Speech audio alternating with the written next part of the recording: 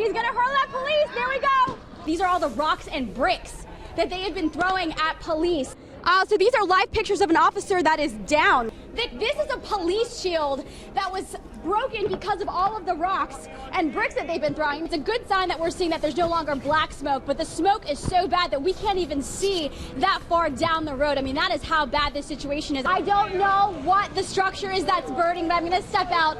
I don't know what type of alarm fire it is. When we got here, we saw the white smoke, and as we're getting closer, it's just large. This, I would say, is probably the worst I've ever seen, just because you can never really compare anything to a massive fire. This block is burning to its knees. Christy, we mentioned you had been hit by pepper spray. How are you doing? And our crew? I'm fine. I'm doing much better. The wind pushes a lot of the fumes in certain directions, and unfortunately I was downwind and I got the pepper spray again in my eyes. You can see that the windows are smashed through, and they basically just kind of went through the entire store. And this is all happening during rush hour traffic. Why protest every day? Because we need to let them know that we're not going to stop until we get some justice and some peace. What you got here is a lot of youthful energy that needs to be channeled. That is no justification for throwing bottles. The Baltimore Police Union released a statement, though, and they compared the protesters to a lynch mob.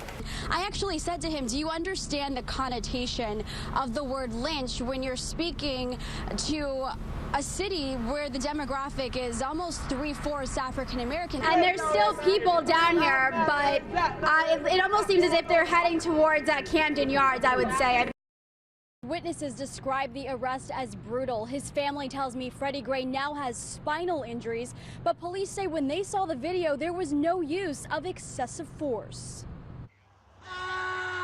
Witnesses capture the final moments of an arrest that send this man to shock trauma. At no time, and I've seen the video a number of times, did I see a use of force at that moment. Baltimore police won't reveal the reason why bike cops stopped the fleeing individual that family members have now identified as Freddie Gray. But Gray's stepfather speaks to us by phone saying he's barely alive. His face is swollen. He just looks really horrible. And like I said, he's in a seduced coma at the moment. We're all praying. So walk us through what you saw. I seen the police, him handcuffed, him tased while he was handcuffed. His leg broken, y'all dragging him like that. Police say right now there's no evidence Gray was tased. His godbrother just left the ICU and didn't want his face on camera. I seen the police officer bending his leg, like to the points where it looked like he broke it. Police say the video doesn't show officers using excessive force, but they do say that the suspect was brought here to Maryland shock trauma with injuries. So what happened from the time that he was arrested to the point that he was brought here to the hospital? He was completely healthy, fine, being caught up besides, his leg, but it's nowhere near to how he's sitting in ICU right now. A gap in time police are working to close, uncovering what happened in the moments that weren't recorded and how Gray ended up like this. For the first time, we actually got to see Freddie Gray's parents, two people who are understandably so still upset by this entire ordeal. Leading the hundreds of chanting residents are Freddie Gray's parents, silent, stoic, rallying for answers in their son's untimely death. It's because of this viral video that we know Gray. The 25-year-old died a week after being taken into Baltimore police custody. He just laughed and smiled, and everybody knows he's just a fun type of guy. Justice for Freddie! His death sparks a movement. Marchers walk from the Gilmore homes to Western District and back, Gray's last known location before going to the ICU. How bad is the problem between Baltimore City Police and the community? I think it's a big problem. They don't come out. I don't think they're a part of the community as they should be. We want justice! We want justice! I think this has to do with the race, and I think this has to do with police brutality. I don't think it's one or the other. The DOJ confirms to WJZ it's now opening an investigation into Gray's death. You're happy with that? I mean, until justice is served, I'm not happy at all. Karan Williams is Gray's cousin. What questions do you have as a family member? What question I want to have, when you seen when Freddie was hauled off from right here, he was still conscious. So, how did he end up in a coma? A question unexplained for the last week that's leaving a community unsettled. Just moments ago, actually, people stopped here at the intersection of Pratt and Howard to actually sit down and kind of do like a lie-in. And again, this is all happening during rush hour traffic. We actually started at the mayor's building, City Hall. We walked all the way to the federal courthouse building. Then we walked and did a loop on Lombard. We went through the Baltimore Inner Harbor. And then after going through Baltimore Inner Harbor, we went to Federal Hill, walked on Light Street back towards downtown, and now we're on Pratt Street, but we are actually walking in the middle of Pratt Street. You can see that protesters are kind of weaving through the traffic. People are having to stop. We do have a police escort, but people are having to stop because the protesters, again, are walking through here. We're not really quite sure where they're headed. We don't know if they're heading back to the Western District, but again, all of this is because of Freddie Gray's death that happened on Sunday. He was taken into police custody on April 12th, passed away on Sunday. For the last 6 nights, protesters have been walking the streets, protesting, looking for answers as to what happened from the time that he was taken to Maryland Shock Trauma and before that when he was arrested. So again, we are going to be out here with the protesters and we're just going to be following them until they hit their final destination. You can see that windshield that was damaged by the rocks. To give you an idea of how big these rocks are and these bricks that they're throwing, that is the damage that it is causing. And they're aiming it at police officer cars and basically anyone that tries to drive through this, they're attacking those cars as well. Again, that's another police arrest right here. Oh no, that's not a police arrest. Is that an officer? I can't really tell. I feel like that might be a uniform. It's an officer. Yeah, that's an officer down. So these are live pictures of an officer that is down right over here. Christy, not sure. We don't know what happened. I was going to tell you, we're getting reports from Baltimore police that several officers have been injured. Okay, well, I mean, I don't know the numbers, but these are definitely live pictures of an officer that has been injured because of what is happening. Again, what's being thrown are rocks and bricks. Police officers, watch out, police officers, cruisers and the officers that are scanning the line, and this is clearly a casualty of what's happening. This was their message, but now it's lost in translation. This is exactly what we did not want to happen. It's unclear if this group is part of the demonstration or passing by, but they vandalized cars yielding to protesters, while others protest peacefully. How did this go from peaceful to volatile? It went from peaceful to volatile because we have a long history of police brutality. But does that justify it? It doesn't justify it at all. But what you got here is a lot of youthful energy that needs to be channeled. That is no justification for throwing bottles. Individuals hurl objects at police dressed in riot gear. Officers make arrests. Unfortunately, there's half of us who want to be nonviolent. There's the other half who rather do this by any means necessary. Cell phone video shows several local stores getting vandalized. A group of nearly 24 target this 7-Eleven, looting the store of its goods. I'm mad as hell. We have every right to protest, but we don't want to get these kids out here hurt.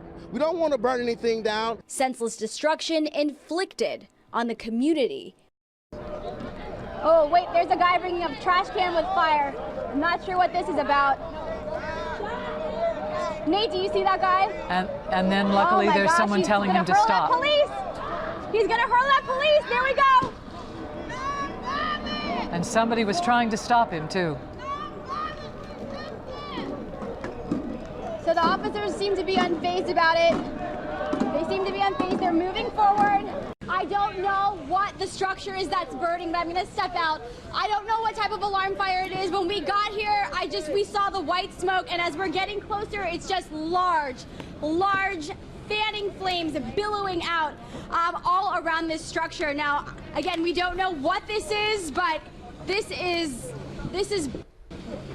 block is burning to its knees. This is a very massive fire right here. All right, Christy, can you tell us where you are and what the structure is near or around? Describe what you're seeing as you look around this area of East Baltimore.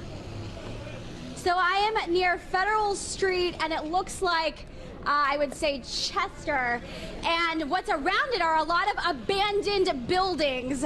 There's an abandoned warehouse right here, and then right here, I don't even know what this is. I don't think anyone goes into this either, but across the street from it is just a large, I don't want to say it's a field, it's just an area that has lots of grass. Lighting up on fire, we're going to turn the hand lines here once in a while. You think this area, is this going to burn? It's been burning. See it up here burning? Okay, so is that because of the wind? No, what I want you to do is stay back a little bit so that way if it does catch fire, we can hit it with water without hitting you. Okay, thank you. So apparently because of the wind, a lot of the embers from the fire across the street is hitting this abandoned building to my right. So again, you just saw the fire chief here on scene ask me to step back because in case that starts to catch on fire, they're going to have to spray with the hose on this building. But Mary, basically everything around here seems to be abandoned. Earlier, Christy, a big concern over at that CVS where you were earlier today when we saw some rioters actually cut through one of the fire hoses. At this point, do you see anyone lingering around, or is it just the firefighters on scene at this point? No, I don't see anybody looting. I mean, mostly it's just spectators. It's just people here that are taking in the sight of the magnitude of this fire. I just say these are people that live kind of a couple blocks away. This area right here, you don't really see anybody living here. Now, I will say, Judy, can you point down to those row homes that are across the street? Now, they're down from here, there are some row homes. I don't know if those are occupied row homes or if those are abandoned. You never really know in this city, but those do look residential. But the side that we are standing on, we are standing in between two abandoned buildings. So as far as we're concerned, there's nobody that lives where we're standing, but down the street, there could be people that live across the street from this massive fire. And of course, if you're home tonight, you see the smoke, you smell the smoke, you see the images that we're showing on TV with all that has happened in our city today, the other fires that were set. A lot of people are very concerned, but again, we have no confirmation that this was started by rioters or if it is even related to what happened in our city today. But at the same time, it is just more resources for the city that they have to dispatch, and it's just this another tense situation in our city. You know, this has just been so incredible. Christy and her crew, Judy and Eric Scott, have been down there on the front lines of all of this today. They've been hit with pepper spray twice. They have seen all of the destruction in one part of the city. Now they're witnessing this destruction firsthand. Christy, this is the video is just phenomenal. She's talking to him. And sorry, I didn't hear that question. Can you repeat that? No, we're just saying, out of everything that you have seen today, that this is just absolutely, I have no words. I mean, I don't have any words. This, I would say, is probably the worst I've ever seen, just because you can never really compare anything to a massive fire, especially, I mean, fortunately, from what I'm hearing, this is abandoned. Nobody was here, and this might have been new construction. So it's not a residential area, it's not a residential building, which is, thank God. But I was just being told, Judy, can you pan over here, that this warehouse over here is also on fire. So fire crews are actually trying to put out two fires in this location, one to the left where you're seeing the massive flames, and then this one over to the right, which it just has white and black smoke billowing out of the top. I don't know what that is. I don't know if that's also an abandoned warehouse or what that is, but fire crews right now aren't just battling one, but two fires in this same 2-block radius. All right, Christy, thank you. To find out more, let's go back now to Christy Ileto. She is at the scene of this fire, although she did have to move back a little bit for safety's sake. Have you learned anything new, Christy? Well, I did speak to one person who told me that this structure was intended to be a senior citizen home, and really they had just laid I think the foundation was all wood. It was an all wood foundation and structure, just the skeleton of it. And a lot of the residents here have told me that the fire just came out of nowhere, and not just that fire, but also the fire to my left. So again, if you're just joining us, Baltimore Fire Department is battling two fires right now. This fire, which is an abandoned warehouse, at least it looks like it from this angle. And then to my right, or to my left, Judy, just pan over this way again. This is the one that is really out of control. You can see the large flames and the thick white black smoke billowing from all around this structure, that I'm just now being told from a passerby that a church nearby had bought this to have as a senior citizen home. That's horrible. Just horrible. And another example of what we were talking about. This is a neighborhood that was in the process of revitalization. Watch out. And of course, Christy having to move now out of the way. Firefighters trying to get an additional hose there on the scene. As we said, this fire's gone to 3 alarms. What would have been a home for senior citizens. Christy Ileto is at Pennsylvania and North Avenues, where some people have refused to leave. Christy?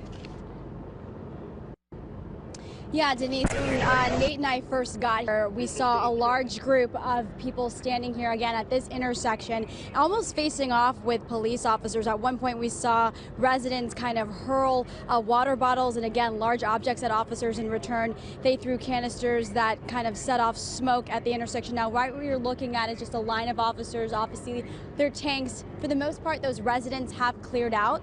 It's just a lot of media. But here, again, they are trying to make sure that people do not come back to this intersection. What has the relationship between the community and the Baltimore police been?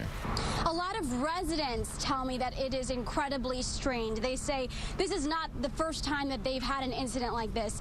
Freddie Gray, a lot of people know because of the cell phone video. We know Freddie Gray for the way that he was arrested, but they're saying that there have been so many more incidents like Freddie Gray's before this actually was, that actually happened this past April. So they're saying that this has been a problem for years and that now it's really coming to the forefront because somebody actually captured his arrest on cell phone video and then unfortunately he died from those injuries.